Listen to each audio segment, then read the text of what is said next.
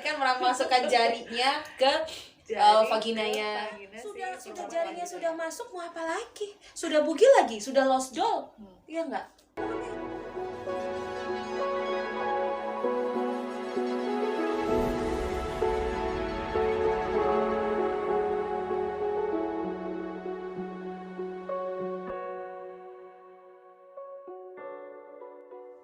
Hai, assalamualaikum warahmatullahi wabarakatuh. Ketemu lagi dengan saya Novi dan Desi M. Destiani dalam channel Nguping. Cerita tentang parenting, pernikahan, psikologi dan motivasi. Ya. Akhirnya ketemu kita lagi ya. Kita dalam suasana yang baru dan masih di suasana corona yang makin melonjak, tapi mudah-mudahan sahabat-sahabat di sana sehat semua ya. Tetap stay tune dengerin kita biar kita tambah semangat untuk bikin konten yang bagus-bagus buat sahabat-sahabat semuanya. tetap patuhi protokol kesehatan ya. Itu yang pasti. Makasih udah komen di channel kita yang minggu kemarin ya. Yang belum komen, yuk komen yuk. Iya Sama dong, kepoin. pengen ngobrolin apa sih? Nah, hari ini kita lagi mau ngobrolin tentang curhatan dari seorang ibu, seorang perempuan. Ya,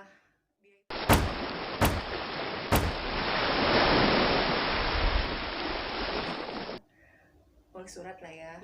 Ceritanya tentang suaminya, jadi menemukan, bukan nulis surat, WhatsApp, kalau sekarang nggak ada nulis surat ya. Tapi karena WhatsAppnya panjang gitu, jadi kayak surat.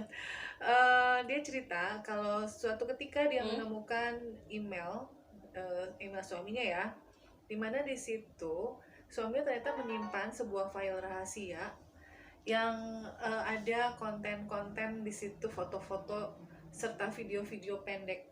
Itu di email. Di email si istrinya ini. Waktu dia klik gitu ya, dia pikir ini siapa, kok ada email yang dirahasiakan terus disimpannya spesial gitu ya, dan dia nggak pernah tahu dari siapa si pengirimnya itu. Sebab kalau email dari kantor tuh ada namanya segala macam gitu ya. Kalau tagihan juga kan tahu banget kan, kalau tagihan emailnya ya BCA apalagi. Pengalaman Tagihan kartu kredit. Terus dia ngelihat email ini, lalu dibuka, diklik, kok ternyata ada foto perempuan telanjang. Foto perempuan telanjang satu gitu ya. Ada lagi Kan emailnya foto perempuan telanjang mah biasa ya, kadang-kadang biasa, itu bisa ngambil di ya. internet juga biasa kan gitu. Kedua, ketiga, keempat, kelima masih telanjang gitu kan si perempuan fotonya gitu. Dan yang ke-6, ke-7 dia klik, ada video. Wow. Ada video pendek, durasinya sekitar 2 menitan lah ya katanya. Pas diklik, itu videonya isinya ternyata suaminya sedang bersama si perempuan yang ada di foto-foto tadi itu. Dan yang menjijikannya, yang membuat dia tiba-tiba langsung pengen muntah waktu dia ngelihat video itu adalah suaminya, maaf ya ini, buat yang anak-anak jangan dengerin ya. Konten khusus dewasa kayak gitu ya. Sensor gitu ya.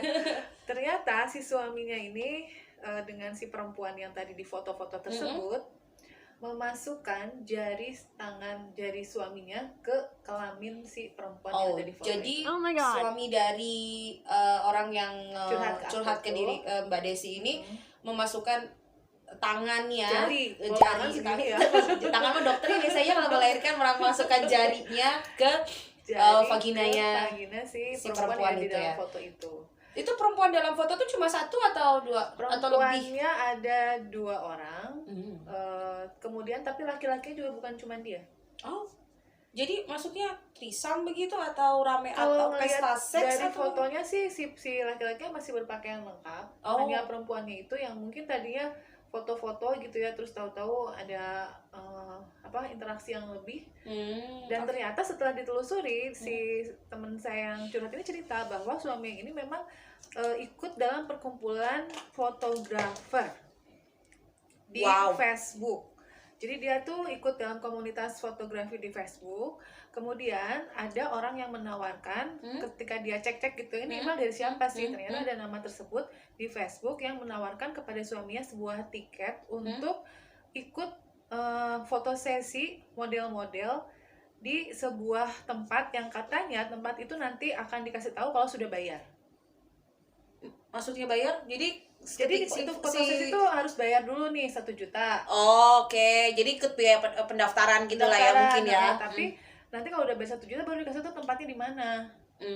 Setelah ditransfer sama suaminya uang 1 juta, barulah di WhatsApp tempatnya, lokasinya di mana. Nah ternyata suaminya tuh waktu itu dia inget janjian, dia bilang sama istrinya kalau dia janjian sama temennya untuk ada sesi fotografi. Bener sih, itu nggak bohong gitu, Iya ya sih. sesi fotografi kan gitu. Tapi ternyata yang di foto itu adalah model-model nude, model-model telanjang. Bener-bener telanjang atau tupis ya? Telanjang ya. Jadi mungkin awalnya ya namanya foto Ya mungkin model, tupis dari dulu, dari terus sling lengkap, agak satu sensi, dibuka, satu dibuka terus jadi akhirnya tupis jadi jadi- lost doll.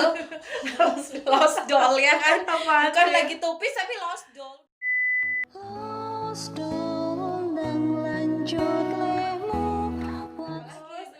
Terus abis semuanya mungkin pada jatuh semua gitu bajunya ya.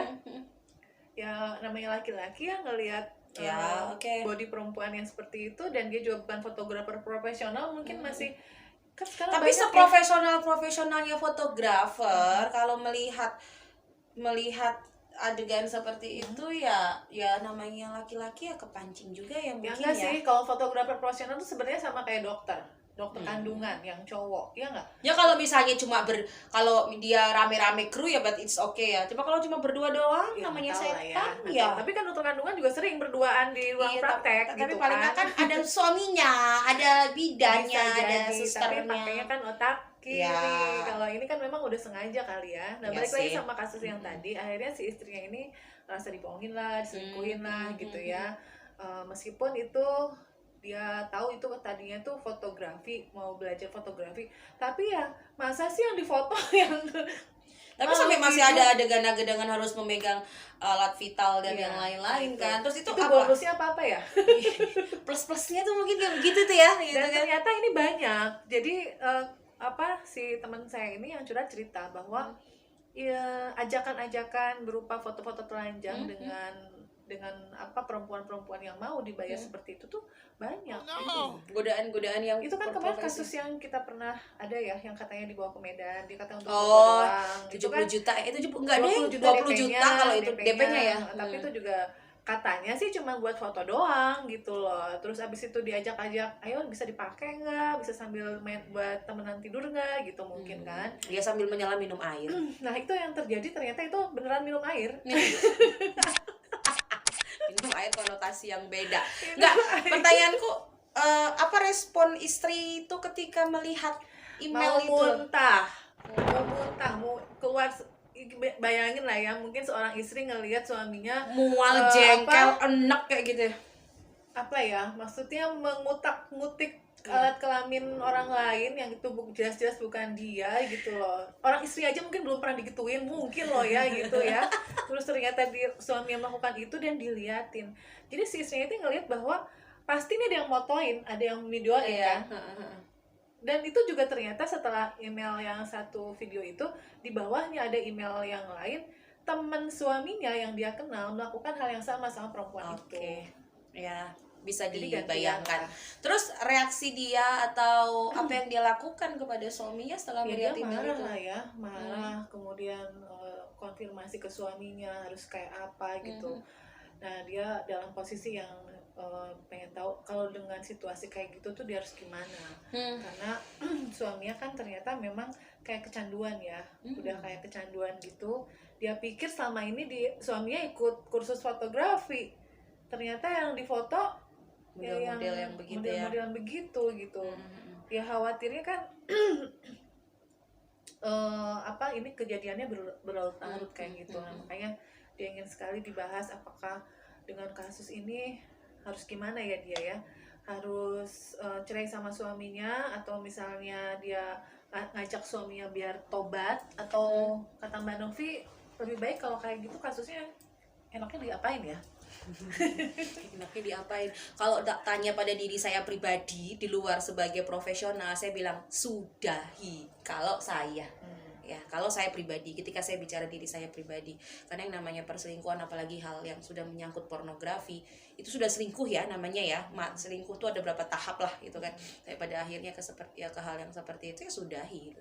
Apalagi ketika pasangan kita itu sudah yang namanya candu pornografi, itu baru pornografi yang gambar nanti minta video nanti minta lagi yang live begitu, sampai akhirnya dia melakukan sendiri. Nah, berita buruknya para pecandu pornografi itu kan nggak bisa sembuh ya, bener ya, nggak bisa sembuh. Kasus yang temanku itu ternyata emang berulang. Jadi setelah si istrinya itu menemukan yang kasus file tadi, dia print tuh semua foto-foto si perempuan telanjang itu gitu loh. Kuat juga ya. Dia print, terus suaminya pulang, dia lemparin tuh ke mukanya.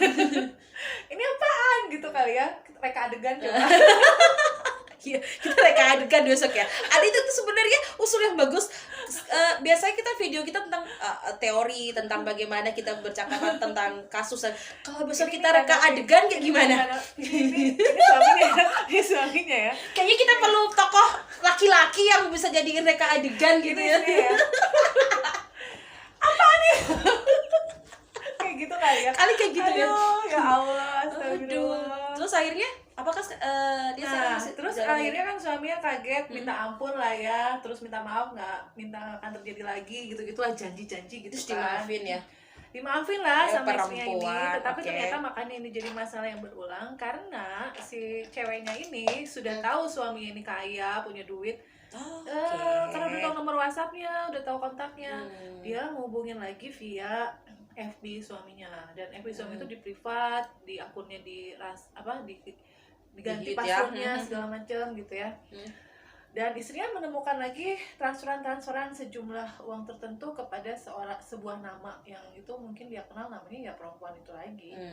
Setelah kejadian itu dan berulang. Tapi si perempuan ini di messenger itu bilang, kamu mau nggak lihat aku baru selesai mandi nih gitu. Emang gimana? Ya transfer dulu dong 1 juta buat aku beli pulsa gitu bilangnya. Terus suaminya juga mau lagi ya. Kayak gitu. Masa cuma ngeliat orang telanjang doang transfer 1 juta sih? Emang istrinya tidak bisa jauh lebih menarik gitu ya, bilang gitu. Karena emang gini, ekspektasi teman-teman atau orang-orang yang sudah kecanduan pornografi itu sudah rusak. Iya, mungkin itu juga. Jadi sih. pola pikirnya sudah rusak. Dia berpikir bahwa segala sesuatu yang terjadi di atas ranjang itu mungkin dia berpikir seperti para pemain video porno itu. Padahal kalian kan juga nggak tahu ya, para pemain video porno tuh berapa kali take ya mereka bisa dapat angle seperti itu. Terus bisa juga mereka, apalagi yang semi begitu, nggak selalu mereka itu making love di situ. Nah itu kadang teman-teman yang sudah kecanduan pornografi itu udah otaknya udah rusak, ekspektasinya udah hancur. So ketika tadi Mbak Desi tanya bagaimana menurut Mbak Novi, kalau saya menjawab, baik tadi saya bilang menjawab sebagai seorang pribadi Novi, tapi sekarang ketika saya harus menjawab sebagai seorang profesional, saya bilang sudahi. Karena sudah berapa kali? Sekali minta maaf, dimaafkan. Berulang lagi. Ya, parahnya apa, teman-teman di luar sana? Kalau mungkin hanya sakit hati bolehlah. Ya kita bisa sembuhkan itu seiring berjalannya waktu. Tapi kalau ada penyakit yang dibawa dan kena ke kita, seumur hidup. Iya sih, ya kan? Serem gitu loh. Seumur hidup akan kena ke kita sebagai istri yang kita tuh nggak tahu apa-apa. Mungkin bakti sama suami gitu. Ya, ketika misalnya suami habis berselingkuh di tempat yang lain, tiba-tiba pulang, ya minta kita melayani tapi kita nggak mau, kan udah dosa. Bener nggak? Ya waktu ditanya sih katanya suaminya itu ditanyain, kamu berhubungan intim nggak gitu? Enggak, cuman kayak gitu aja yang kamu lihat di video. Ya gitu. Kalau jujur penjara penuh ya teman-teman ya. Ya kalau maling itu jujur penjara itu penuh ya. Kira-kira laki-laki kalau udah kayak gitu sebenarnya mau penetrasi apa enggak sih? Iya, sekarang saya mau tanya, ketika orang sudah dalam ikatan pernikahan, itu kita bicara apa sih? Hubungan seks ya. Nah, kalau udah ada orangnya. Udah ada orangnya, sudah jaringnya sudah masuk, mau apa lagi? Sudah bugil lagi, sudah lost doll. Iya enggak? Mau ngapain? Jadi ketika ditanya tidur apa enggak, saya bilang kalau nggak tidur, saya bilang bohong, nggak tidur sekali apa nggak tidur 2 kali gitu loh. Jadi resiko ada di kita sebagai perempuan. Kita serba salah ketika nanti suami pun kita sudah tahu dia sudah berselingkuh, dia pulang minta kita layanin tapi kita nggak mau, kita sudah dosa. Kita layanin, resikonya. Ini ada cerita yang lain ya sih ya. Jadi maksudnya dengan kasus perselingkuhan tadi, Ini cuman kisah semalam dong. Jadi ada seorang suami yang dia itu keluar kota, dinas keluar kota. Kemudian di luar kota tuh dia jajan lah ya. Semalam doang sama orang gak dikenal jajan gitu kan semalam. Itu juga karena katanya si suaminya ini di tawar-tawarin sama teman-temannya. Masa kamu nggak berani? Alah, jauh dari istri. Wah, dia ayo dong, sekali aja gitu kan. Itu kan dipanas-panasin, akhirnya suaminya panas beneran gitu. Terus laki-laki ya merasa tertantang kayak gitu. Kasih kayak gitu, terus akhirnya dia ngamar lah semalam sama perempuan yang ditawarin teman-temannya sekantor itu. Bertahun-tahun kemudian, 20 tahun kemudian lah ya, baru si suami ini sakit. Pas sakit baru ketahuan kalau dia itu kena AIDS. Buat teman-teman yang nggak tahu, AIDS itu atau HIV AIDS itu ada clue-nya ya, ada clue-nya. Itu namanya B20 ya. Jadi dia bahasa medisnya B20. Jadi kalau ada teman-teman yang sebut B20 berarti mereka ngomongin tentang HIV AIDS. Terus kan itu nggak kelihatan ya. Kalau misalnya dia masih nggak kelihatan, daya tahan tubuhnya masih bagus, itu 20 tahun loh baru ketahuan kalau dia kena AIDS. Jadi akhirnya setelah mungkin tambah tua kan daya tahan tubuhnya tambah mulai. Apalagi dan ketika ketahuannya telat dia kan nggak minum obat. Nah, udah nyampe ke otak, udah nyampe di ICU nih, suami ini baru kemudian ketahuan dia AIDS. Itu pas mau dioperasi. Karena ketahuan AIDS, jadi akhirnya kan dokternya ini harus dicek dulu nih keluarganya. Istrinya, anaknya dicek. Beneran, istrinya positif, anaknya positif. Nah kan itu resiko yang paling besar ya ketika adanya perselingkuhan itu. Kalau cuma sakit hati ya, bukan cuma ya, tapi sakit hati bisa tersembuhkan seiringnya waktu. Tapi kalau B20 HIV AIDS penyakit ya, dan B20 itu penyakit pinter loh, karena dia tuh bisa jadi apa-apa gitu loh, menyerangnya beda-beda ya, ada yang ke kulit, ada yang ke otak, ada yang beda-beda. Nah, kalau dia taunya lebih awal enak, kita bisa pakai tindakan dengan obat, dan obat itu tidak bisa, itu seumur hidup loh, nggak bisa putus. Kalau enggak, nah jadi ketika tadi kita balik ke kasus temannya Mbak Desi tadi, ketika sama ya dua-duanya perselingkuhan tadi, yang satu kan selingan. Itu selingan. Kalau ini yang kasus yang kita omongin sekarang kan dia berkali-kali. Iya, yang satu tadi berkali-kali, yang awal, yang ini tadi selingan mungkin tidak sengaja. Semalam, dan itu cowoknya katanya soleh bin baik bin kaya bin apalagi bin apa aja deh bilang itu, tapi memang namanya bin. Tapi gara-gara selingkuh semalam terus dia jadi kayak gitu. Dan ya kan? Ini sebetulnya orang Jogja dan terkenal sebetulnya. Jadi tapi halo gitu, itu siapa? Gak usah tahu, jangan ya. Meninggal, tapi kan beban ke anak istrinya itu. Iya, dan itu kasihan. Jadi ketika aduh deh, sekarang ketika tanya tadi yang pertama, ada kedua kasus tadi itu ya, yang satu itu teman, yang satu udah berkali-kali, yang satu hanya kencan satu malam. Apa tuh istilahnya? Kencan satu malam ya, kayak gitu kan, kencan satu malam. Ada lagunya ya, lagu dangdut. Itu di Korea juga ada itu, semalaman begitu. Aku lama nggak nonton film drama Korea. Nah, dari dua ini perselingkuhan ini kita bisa ambil maknanya adalah apa? Ketika pasangan kita selingkuh, oke lah. Pertama mungkin kita nggak terima, itu hal yang wajar. Marah itu hal yang wajar, jangan dipendem ya. Marah itu hal yang wajar. Terus kecewa itu hal yang wajar. Dan tanyakan pada pasangan kita, sampai sejauh mana perselingkuhan itu terjadi. Apakah hanya kontak mata, hanya makan dan yang lain, hanya sebatas teman curhat. Dan tolong minta pasangan kita jujur. Tapi kalau pasangan udah jujur, jangan dimarahin juga ya. Kita pengen tahu apa, karena feedbacknya kayak kita. Kalau sudah sampai tidur dengan orang lain, segeralah periksa ya. Buat apa? Itu buat preventif diri kita sendiri, pasangan kita juga, keluarga kita. Jadi dibilang dimaafkan apa enggak tergantung teman-teman. Kalau tanya ke saya, mungkin jawabannya Mbak Desi nanti beda. Kalau tanya ke saya, kesalahan apapun pada pasangan saya akan saya maafkan. Tapi kesalahan yang tidak akan pernah saya maafkan adalah perselingkuhan. Kalau ke saya sebenarnya tergantung dari istrinya.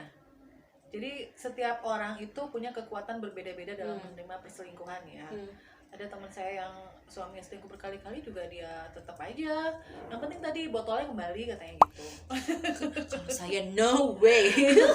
Dia tahu kan, kita pernah cerita di sebelumnya ya, di episode sebelumnya kalau ada orang yang dia malah tahu suaminya mau selingkuh, malah disediain kodok, ya kan. Jadi nanti nonton ya channel kita yang ngomongin tentang itu. Jadi kan ketahanan dari seorang istri itu berpengaruh banyak terhadap kondisi pernikahan masing-masing.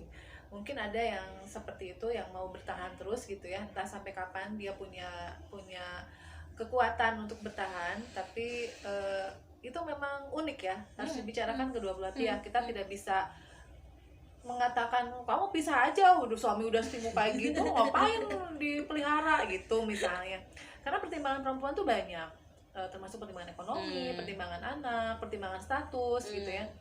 Banyak orang yang nggak mau cerai karena takut berstatus janda gitu ya. Bingung Banyak juga nanti habis itu gimana ekonominya gitu kan. Makanya ini sangat bergantung dengan perempuannya ya. itu. Bagaimana saya nggak bisa ngasih ini, tapi sebetulnya kita bisa ngasih solusinya gini. Kalau memang si cowoknya ini nggak bisa sembuh gitu ya, nggak bisa sembuh, ya preventifnya kita harus jaga jarak sama suami. Meskipun misalnya satu rumah, ya dia nggak mau sembuh kayak gitu, ya terserah lah dia mau kayak apa, tapi jangan sentuh lagi saya misalnya gitu kan. Kita juga punya batasan-batasan lah menurut saya gitu. Oke, itu kalau menurut Mbak Desi. Kalau menurut aku sih tadi yang pertama adalah ya udah terima, yang kedua tanyakan sampai sejauh mana, yang ketiga bersikaplah mau bertahan atau mau lanjut, yang keempat kalau sudah suami itu kebablasan atau pasangan kita kebablasan sampai harus tidur dengan orang lain, segera ke dokter, cek dan periksa. Itu aja pesan saya. Tapi ya dicek dulu juga ya, maksudnya masalah terberatnya itu apa? Kenapa dia sampai selingkuh? Apakah memang ada ketidakpuasan secara emosional, ketidakpuasan secara seksual, atau emang dia hiperseks? Hiperseks, atau memang komunikasinya mandek gitu ya. Itu harus diselesaikan, karena kalau kita menyelesaikan perselingkuhan ya harus dicek dulu dari awal ujungnya, penyebabnya dia selingkuh itu kenapa. Ada juga karena internal diri si laki-laki ini, misalnya dia tidak percaya diri, dulunya dia ini orang yang misalnya tidak, tanda kutip, tidak keren gitu ya, setelah dia punya jabatan ya jadi keren, ngerasa ganteng, ngerasa cakep, ngerasa kaya, kayak klien gue tuh yang baru aja ngerasa ganteng, ngerasa cakep, terus bisa dia ditanya, gue tanyain milih istrinya atau milih pelakornya, saya nggak bisa milih dua-duanya Mbak Novi, saya mau dua-duanya. Itu cerita nanti lagi. Saya bilang ya itu tuh klienku gendeng yang itu ya. Jadi maksudnya ada laki-laki yang tidak mature ya, tidak dewasa. Waktu dulu mungkin dia dapetin si istrinya ini dikejar-kejar aja susah gitu, minta ampun. Kirain dia udah jabatannya naik, punya status, punya kekayaan, dan dia bisa beli apapun, lalu dia dengan seenaknya aja nunjuk-nunjuk perempuan, aku mau si artis ini, aku mau artis itu misalnya gitu ya, yang akhirnya menjadikan dia kayak si contoh teman saya ini kasusnya. Mudah-mudahan tidak dialami oleh teman-teman. Coba komentar di sini, ada nggak yang pernah ngalamin kasus kayak gitu, apa temennya, suaminya gitu ya, atau sedang mengalami terus bingung mau bertindak seperti apa, atau mau curhat ke siapa, boleh nulis komen dan nanti boleh berkomunikasi dengan kami berdua. Ada saya atau mau ngasih masukan juga buat buat teman-teman Bunda Desi ini suaminya selingkuh gara-gara fotografi bohongan, fotografi bohongan itu namanya ya. Ya kalau fotografi dalam ya sebenarnya ada ya banyak ternyata fotografer kayak begitu, banyak lah yang dia memang ya. Itu kan kejadian yang kemarin yang 20 juta itu juga itu salah satunya di mucikari, ada mucikarinya kan, ada koordinatornya lah ya gitu, untuk nawarin ini nih, cewek ini bisa difoto di kamar tapi nanti habis itu bisa dipakai misalnya gitu. Jadi ini pesan saya ya, setelah tadi kita bilang bagaimana yang harus dilakukan oleh wanita-wanita di luar sana. Itu pesan saya adalah mungkin buat temannya Bunda Desi yang habis curhat dengan Bunda Desi, atau teman-teman yang mengalami hal yang sama, apapun itu kembali ke komunikasi kalian berdua dengan pasangan ya. Semua keputusan ada di kalian, tidak bisa sama dengan apa yang pengen saya ambil atau Mbak Desi ambil. Yang pasti intinya tegar jadi seorang wanita, bersikaplah jadi seorang wanita, dan apapun keputusan yang kalian ambil tuh pasti punya dua sisi mata uang ya, dan punya faktor resiko apapun itu yang diambil. So jalanin, kalau sudah memang memutuskan untuk mengambil itu, jalanin gitu ya. Jadi tetap semangat bahwa kalian itu nggak sendiri. Jadi jangan merasa paling rendah. Di luar sana tuh kasus banyak. Saya sampai yang mulak jelas sih gitu. Jangan dipelihara aja. Kalau udah jadi penyakit tuh jangan dipelihara gitu. Itu sih cluenya ya. Cluenya kalau dia memang penyakitan nggak usah dipelihara. Ngapain kita sayang-sayang dia kalau dipelihara terus? Kalau saya gitu ya. Pergilah. Akhirnya akan membuat ke diri kita balik lagi tuh aura negatifnya. Iya, jadi yang rugi di kita. Ya pasangan kita masih enak-enak aja, kita yang rugi. Jadi meratapi nasib. Oke, ini satu case kasus. Dari Mbak Desi mungkin ada tambahan? itu dulu ya. Nanti di channel selanjutnya, episode berikutnya kita akan ngobrolin lagi tentang kasus-kasus yang lain, pastinya lebih seru. Dan jangan lupa kalau memang kalian juga punya masalah mau dikonsultasikan atau punya cerita yang bisa kita ceritakan di sini, boleh kirim atau komen, ntar kita bacain di episode selanjutnya ya. Oke, sekian dari kami. Semoga Dadah. bermanfaat. Assalamualaikum.